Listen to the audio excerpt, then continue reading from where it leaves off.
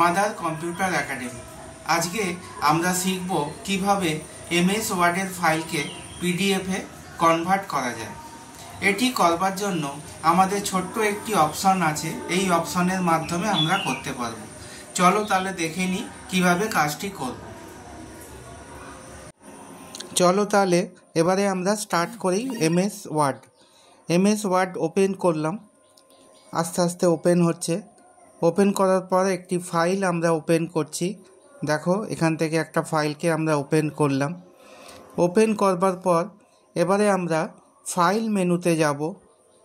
দেখো ফাইল মেনুতে গেলাম, এখান থেকে আমরা এক্সপোর্ট অপশনে যাব। এক্সপোর্ট অপশনে গিয়ে এখানে সেকেন্ড যে অপশানটি আছে ক্রিয়েট পিডিএফ, এই ক্রিয়েট পিডিএফ অপশানে যাব। এখান থেকে গিয়ে আমরা যে একটি ডায়লগ বক্স এলো, এখানে পাবলিশ বাটনে ক্লিক করব।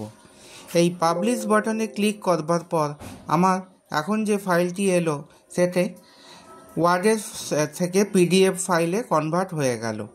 এরকমভাবে আমরা ওয়ার্ড থেকে পিডিএফে কনভার্ট করতে পারবো। দেখতে পাচ্ছ যে কি সুন্দরভাবে এমএস ওয়ার্ডের ফাইলটা পিডিএফে কনভার্ট হয়ে গেল। Thank you for watching